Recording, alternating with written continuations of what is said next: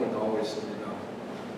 지금 미국 통계를 보니까 이 코로나 확진자가 600만이 되고 하루에 5만 5천 명이 넘는 확진자가 감염자가 생기는 걸 들었습니다. 중국은 코로나가 진정되는가 하면은 홍수가 나고 메뚜기가 떼가 극성이고 이상 고온으로 인해서 50년간 최악의 재해가 고리를 들고 있습니다. 이것은 미국과 중국만이 아니라 전 세계가 재난으로 몸살하고 있습니다. 저희들이 사역하고 있는 캄보디아도 지난 3월 16일 이후에 모든 학교와 교회가 문을 닫고 11년이나 되어서야 문을 연다라고 이야기합니다. 뿐만 아니라 외국인들이 그 시에는 며칠 전만 하더라도 1인당 3,000불을 공항에 맡기도 했는데 지금은 2,000불로 내려서 이 공항에 1인당 2,000불을 공항에 맡기고 그리고 5만 달러의 건강보험을 들고 72시간 이내에 코로나 검사 결과를 제출해야만 입국이 가능합니다. 저희는 지난 4월 25일 날 아버지 장례식 때문에 나왔다가 지금 캄보디아 문이 닫혀서 들어가지를 못하고 있는 상황입니다. 이뿐만 아니라 비행기에 탑승한 한 사람이라도 확진자가 있게 되게 되면 시설에서 14일간 격리를 하도록 되어 있습니다. 저희들은 9월 7일에 한국으로 가서 한국에는 외국에서 오게 되면 무조건 2주간 격리를 해야 되기 때문에 2주간 격리를 한 후에 10월 1일 날 캄보디아에 들어갈 계획입니다. 저희 사역을 위해서 기대해 주시기 바랍니다. 지난해 말까지 저희들의 주 사역은 캄보디아에 있는 신학교 사역입니다. 이 신학교는 대학과 대학원생이 있는데 학생들은 캄보디아 학생만이 아니라 국외국에서 온 학생들이 영어로 공부를 하고 있습니다. 원래는 코로나 때문에 졸업식을 하지 못하고 9월 달에 되게 되면 인터넷으로 아마 강의를 하게 될 것입니다. 근데 대부분 대학원을 졸업한 학생들은 선교사님이 개척한 교회로 돌아가서 목회를 하거나 아니면 교회를 개최하게 됩니다.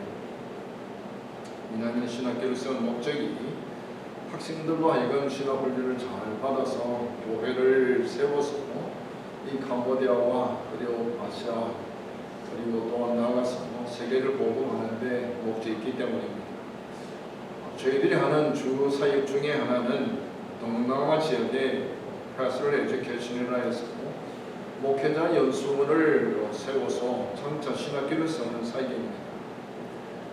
지금 미얀마와 캄보디아에 사역하고 있고 또 계획을 또 미얀마에 있는 멜라 캠프라에서 카렌족이 5만 명 가까이 미얀마 백성들의 종족의 핍박을 피해서 이 태국 경계에 와서 거기서 지금 몸을 뵙는데 한 바이블 칼리지 학생이 한 500명 정도 됩니다. 근데 그거를 가르치는 분들이 엠리버를 졸업한 학생들이나 교수들이나 지금 THN 과정이 필요한데 그래서 저희들이 거기에 신학교를 세워달라는 요청을 받고 아마 제가 캄보디아에 돌아가게 되면 10월 말이나 거기에 신학교가 인터넷을 일단 세워지게 되겠습니다. 또한 프놈펜에서 캄보디아 프놈펜에서 7시간 거리에 있는 몬돌길이 2018년부터 1년에 2차례씩 지금 목회자 연수 과정을 하고 있습니다. 몬돌길은 지금 한국교회의 후원으로 조그마한 교실을 하나 만들었습니다. 그래서 원래 11월경에 거기 전혀 대학도 없고 신학교도 없는 그 지역에 신학교 사역을 시작하게 될 것입니다. 특히 코로나가 진전되어서 미국만이 아니라 이 캄보디아 교회 지도자들이 신학교 훈련을 잘 받아서 많은 교회를 세워서 이 캄보디아와 동남아 지역 그리고 세계를 복음화할 수 있도록 무엇보다도 주님의 마음으로 선교사까지 잘 감당할 수 있도록 기도해 주시기 바랍니다. 저희들은 안식년이 아닌 안식년으로 지금 지내고 있는데 아마 10월 1일 날 캄보디아에 가게 되면 새로운 사역이 시작되겠습니다. 오늘 말씀은 부활하신 예수님이 제자들에게 하신 마지막 지상 사명에 대한 말씀입니다. 예수님이 지상 사명은 신약 성경에 5번 나타나는데 이 사복음서에 4번 그리고 사도행전에 1번 나타납니다. 오늘 본문 49절에 보면은 너희는 이 모든 일의 정인이라.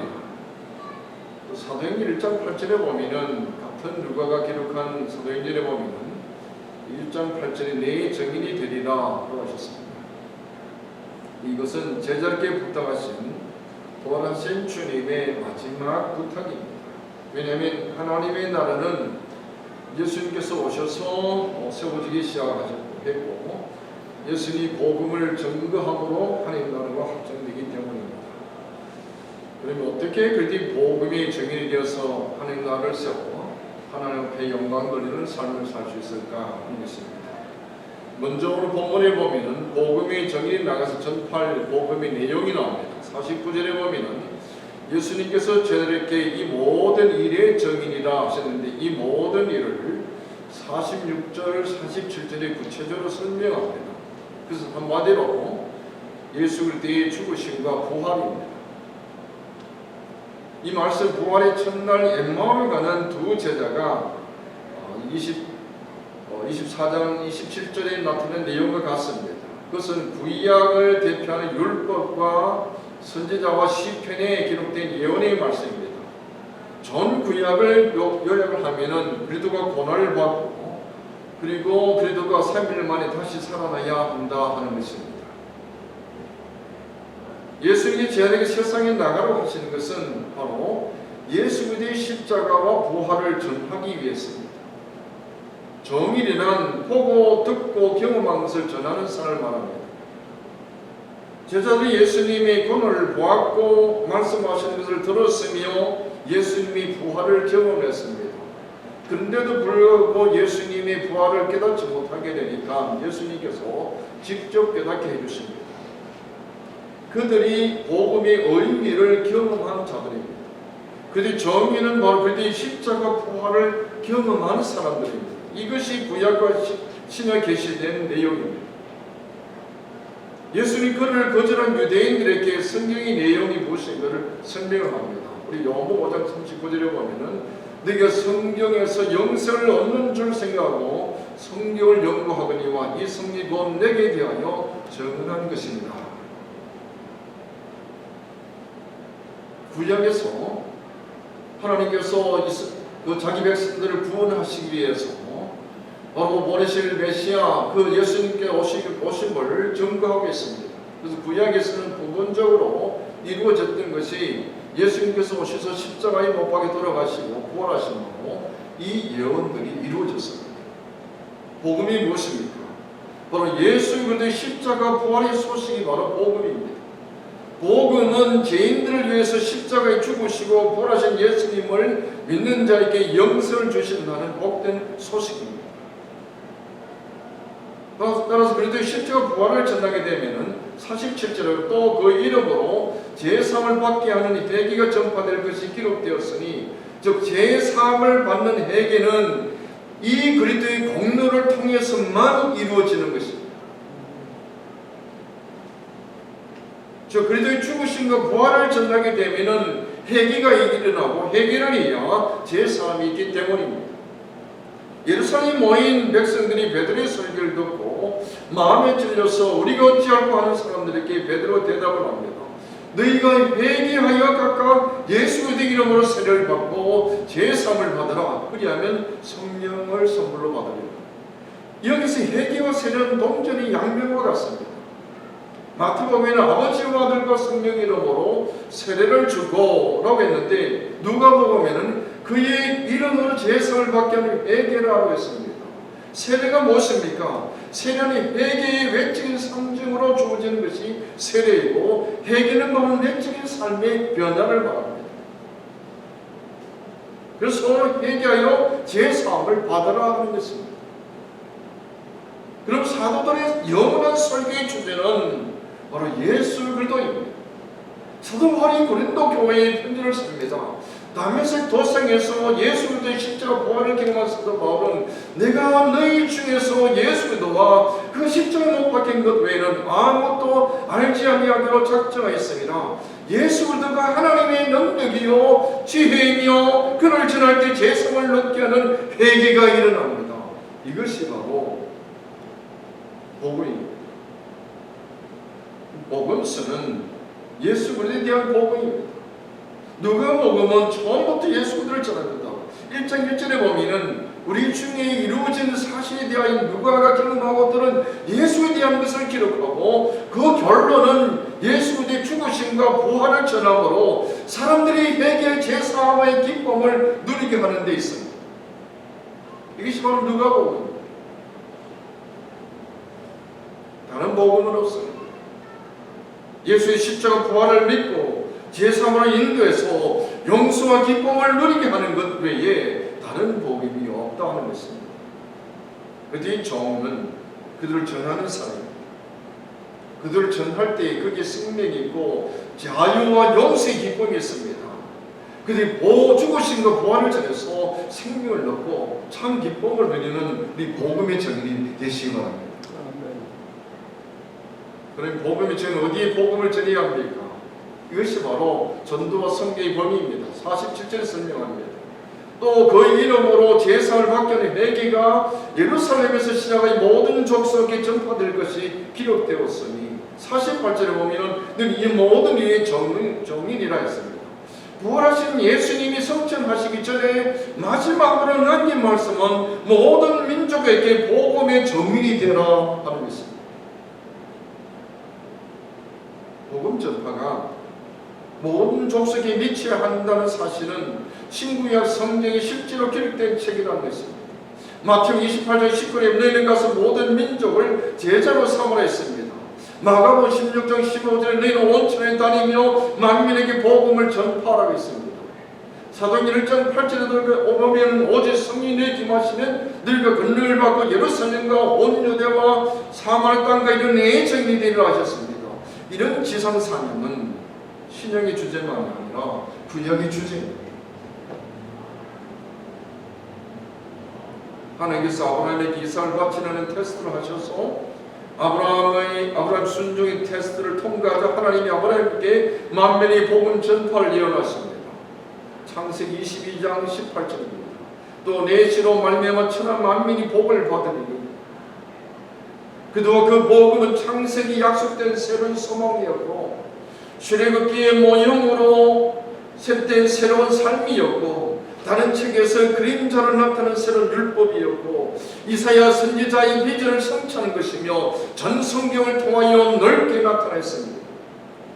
뿐만 아니라 하나님의 아들 예수님이 그분이 기쁜 소식을 가지고 세상에 오셨듯이 제자들에게 이 복음을 가지고 세상에 가라라고 하십니다. 아버지께서 나를 보내시기 같이 나도 너희를 세상에 보내라. 예수님이 제자들에게 세상에 가라고 하신 것은 바로 예수님께서 세상에 오신 이유입니다. 예수님께서 세상에 오신 이유를 누가복음 19장 10절에 설명합니다. 인자가 온 것은 일원자를 찾아 구원하려 하니, 이런 복음 전파는 제자들이 살고 있는 도시인 예루살렘에서 시작하여 땅까지 이르러 정인이 되는 것입니다. 복음은 한 나라에 한정되어 있지 않고 우주적입니다.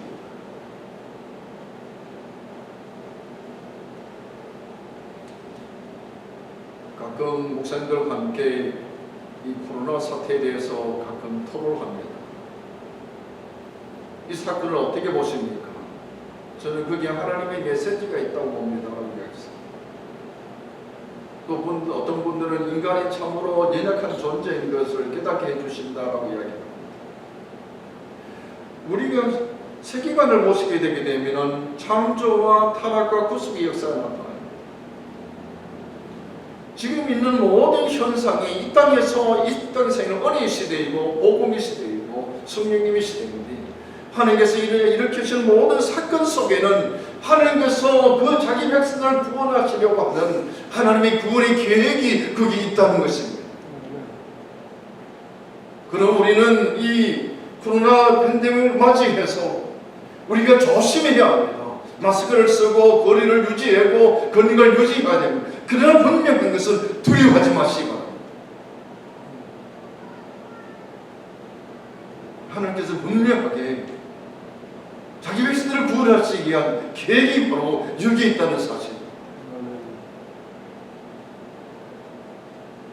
당시 유대인들은 하나님을 자기들의 민족의 신으로 생각하고 구원의 복음을 아브라함의 육신적인 자손에게 전해야 된다고 생각을 했습니다. 그러나 복음은 모든 민족이 전파되어야 하는 것이 신구와 성경의 주제입니다. 교회가 세상에 존재하는 우리 세 가지 이유가 있지요. 하나님 믿음의 이 가지 사역입니다. 둘째는 교회 자체에 대한 사랑의 사역입니다. 그리고 세 번째는 세상에 대한 소망의 사역입니다. 여러분들이 크라운 이야기입니다. 하나님께 대한 사역은 하나님께 예배하는 것입니다. 교회는 하나님께 예배하기 위해서 존재하는 것입니다. 그리고 교회는 성도들 하여금 예수를 닮은 제자가 되도록 훈련하는 것입니다. 그리고 교회가 세상에 존재하는 가장 큰 사명은 복음을 전파하는 것입니다. 이런 복음은 같은 문화권에 전하는 것만 그것을 전도라 하고 다른 문화권에 전하는 것을 선교라고 이야기를 합니다.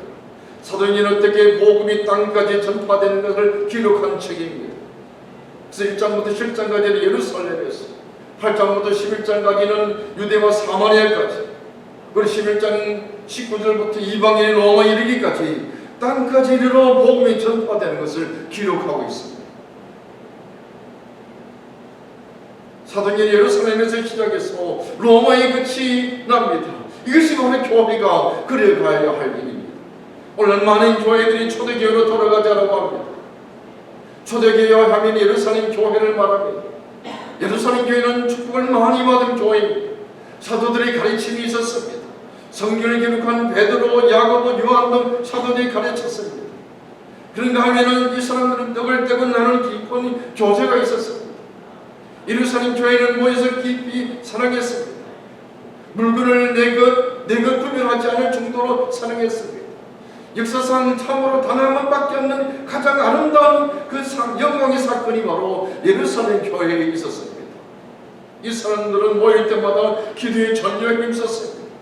그들이 기도할 때 옥문이 열렸습니다. 기도의 능력이 있었던 교회입니다. 그런데 예루살렘 교회에 한 가지 빠진 것이 있었습니다. 그것은 모든 민족에게 복음을 전파하는 하나님의 말씀에 순종하지 않았던 것입니다. 너는 이 모든 일이 정인이다. 이런 주님의 말씀에 순종하지 않았습니다. 예루살렘 교회는 자기들끼리만 모여서 기도하고 교제하도록 하고 자기들끼리만 좋아했습니다. 그들은 땅 끝까지 이르러 정인되지 않았습니다. 예루살렘 교회가 불순종했다고 해서 하나님께 역사하지 않으시는 것이 아닙니다. 전도하지 않으면 내보내시는 분이십니다. 예루살렘 교회 스데반의 일로 엄청난 핍박이 일어났습니다. 자기들 거리만 좋아하던 그 교회에 무슨 핍박이 맞아 할 수 없이 유대와 사마리아 모든 땅으로 흩어졌습니다. 그 흩어진 사람들이 세운 교회가 바로 디아스포라 안디옥 교회입니다.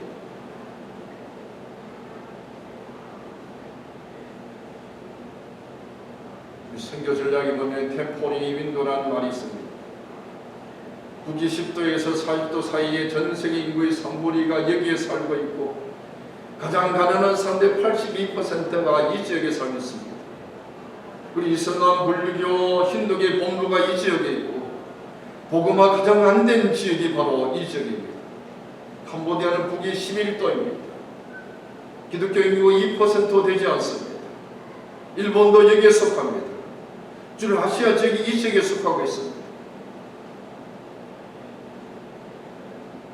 포틴 윈도라는 선교 전략이 있습니다.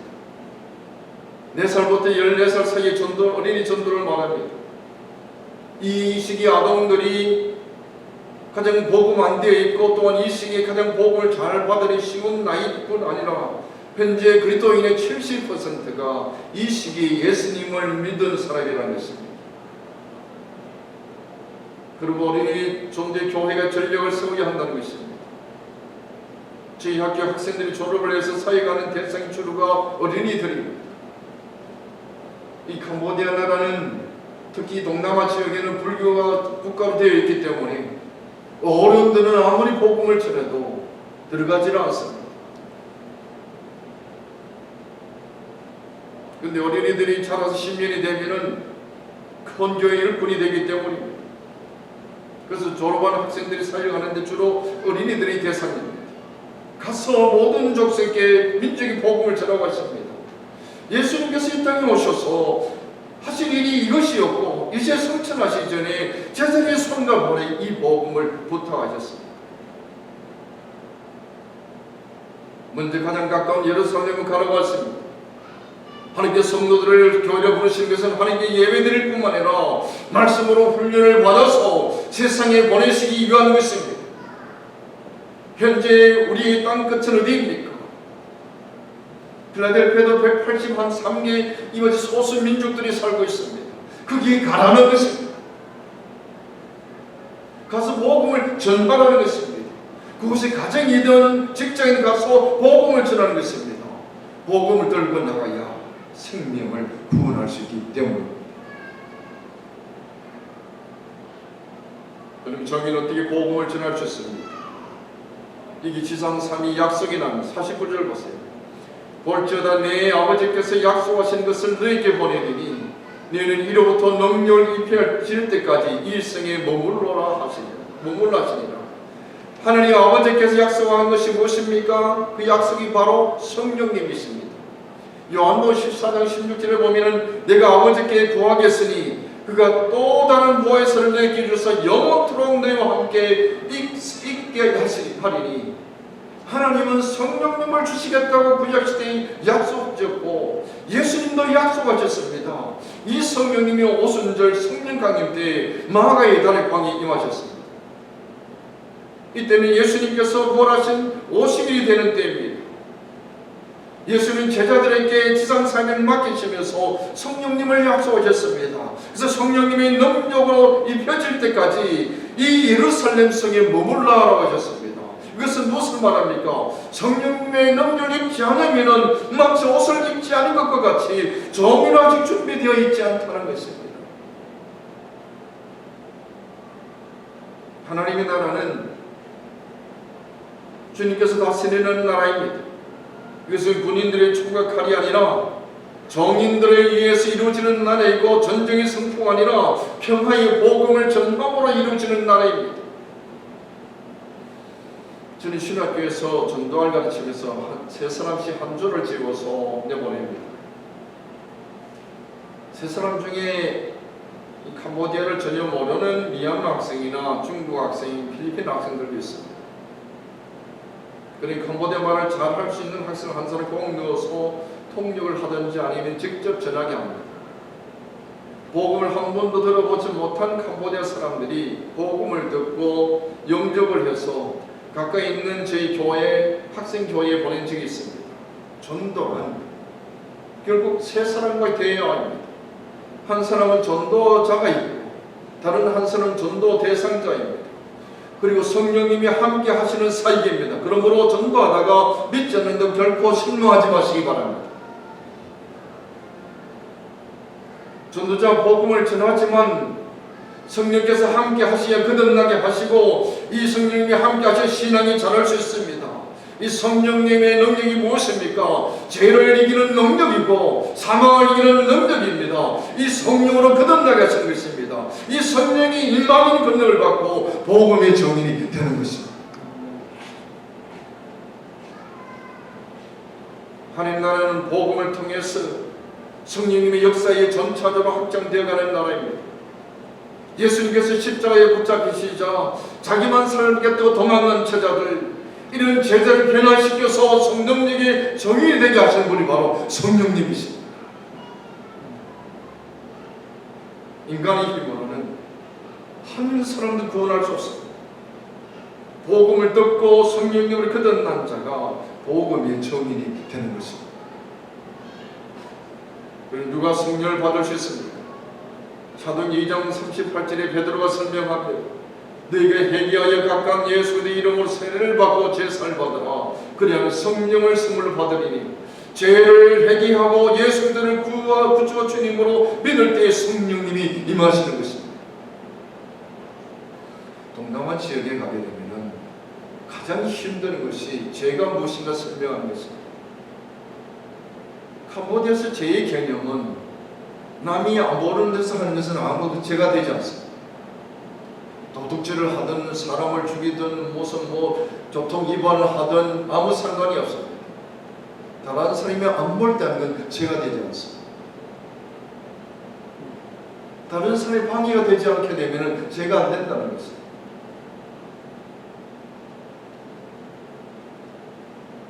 그래서 예수를 믿음이 구원받았습니다라고 했을 때 예수 믿고 또한 이 석가모니도 믿습니다.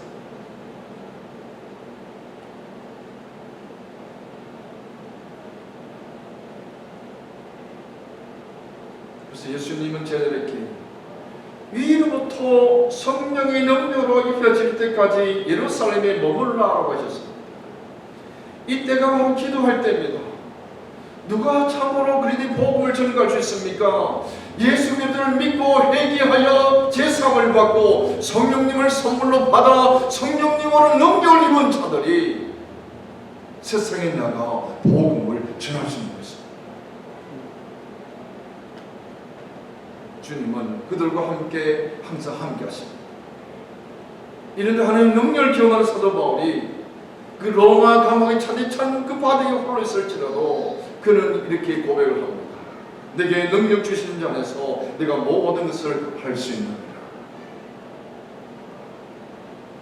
지난해는 캄보디아의 가장 무더운 날씨 중에 하나였습니다.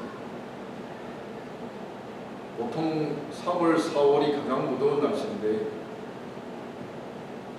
그 날씨는 평소와 같이 한 100도에서 105도 정도 되었습니다. 문제는 가장 무더운 낮에 정부에서 하루에 6시간씩 전기를 끊었던 것입니다. 이 캄보디아는 한 자체 공급이 한 70% 거의 되지 않기 때문에 다른 나라에서 전기를 빌렸습니다. 근데 지금 한참 공사를 많이 하기 때문에 전기가 더 부족해서 이 보통 지역에 전기를 끊게 됩니다. 그래서 문제는 오후 12시부터 6시까지 전기가 나가면 아무것도 할 수 없습니다. 오전에 강의를 하고 이 전기가 있게 되게 되면 선풍기를 있죠. 선풍기를 씌울 수 있는데 전기가 나가게 되면은 아무리 떠도 아무것도 할 수 없어요. 부처를 이렇게 그 책을 가지고 이렇게 붙여도 오일이 거의 더 없어요.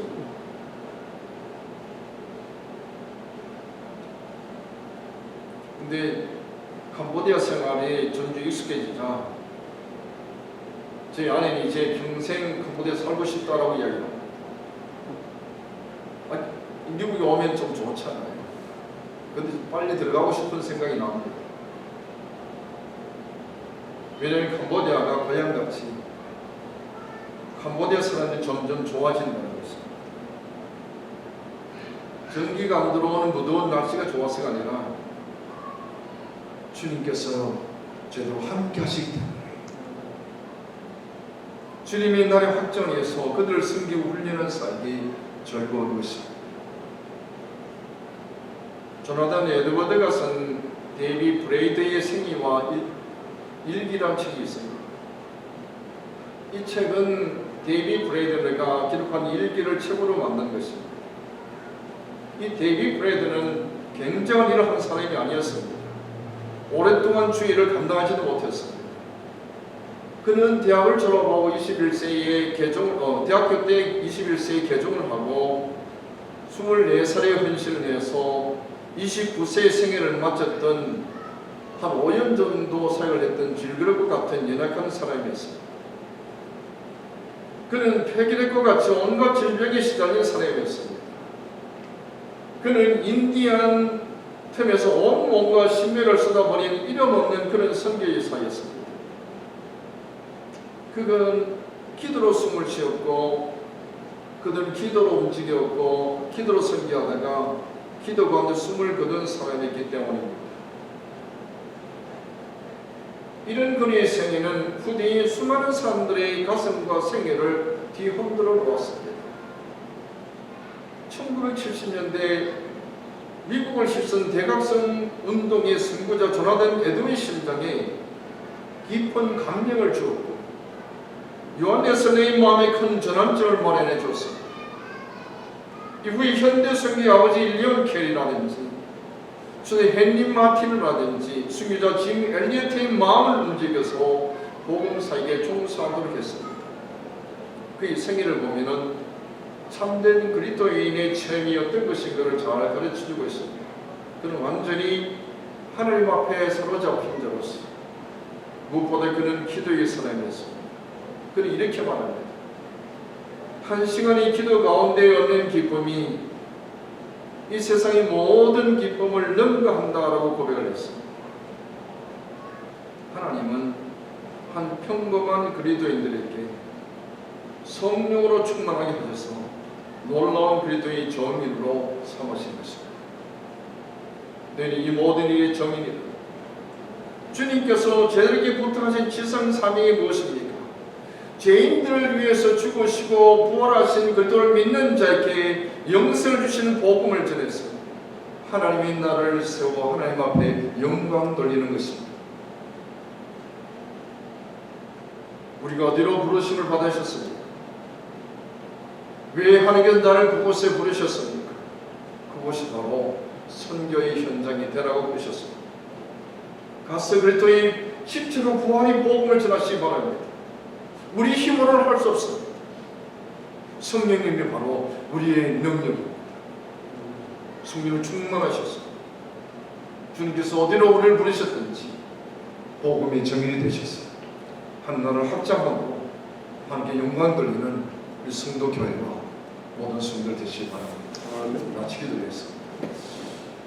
하나님 아버지 감사합니다. 이 코로나로 인해서 어려운 시기에도 불구하고 하나님께서 이 어려운 시기 가운데에 우리에게 주시는 메시지가 있는 줄 믿습니다. 성경을 기록한 목적이 여기에 있고 예수님을 보내신 목적이 여기에 있으며 또한 우리를 교회로 세우셔서 우리를 불러주신 목적이 여기 있는 줄 믿습니다. 하나님 아버지, 예수 그리스도의 십자가의 죽으심과 부활을 증거해서 믿는 자의 생명을 구원하는 놀라운 역사가 저희들 가운데 임하게 하여 주시옵소서. 우리 힘대로 할 수 없습니다. 성령께서 함께 하셔야만 가능한 줄 믿습니다.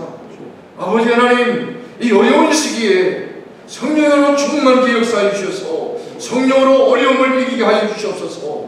누가 그리스도 사랑에서 끊을 수 있습니까? 사망이나 고통이나 상과 죽음도 우리를 그리스도 사랑에서 끊을 수 없이 모든 것을 합력하여 선을 이루신 하나님 아버지, 성령께서 역사해 주셔서 우리 성도교회를 통해서 죽어가는 많은 영혼들이 주님 앞에 나와 복음을 듣고 참 제3을 얻어 생명 얻는 역사가 일어나게 하여 주시옵소서. 그들로 말미암아 아버지 하나님 앞에 하나님 나라를 세며 하나님 나라 하나님 앞에 영광 돌리는 우리 모든 성도들 되게 하여 주시기 바랍니다. 우리 힘대로 할 수 없습니다. 주의 성령께서 함께해 주시지 않으면 아무것도 할 수 없습니다. 오 주여, 성령께서 이 시간도 임하여 주시옵시고 우리 가운데 함께해 주셔서 성령으로 충만케 하여 주시옵소서. 그래서 아버지, 이 어려운 시기에 아버지 하나님 기도하며 복음을 증거해서 우리 지역이 복음화 되게 하여 주옵시고 이제 인터넷을 통해서든지 아니 직접 복음을 전해서든지 하나님 나라 확장되어서 우리 하나님의 영광 돌리는 우리 모든 성도들과 우리 성도교회 되게 하여 주시옵소서. 아멘. 주시면 감사하며 우리 주 예수님의 이름으로 기도드리옵나이다. 아멘.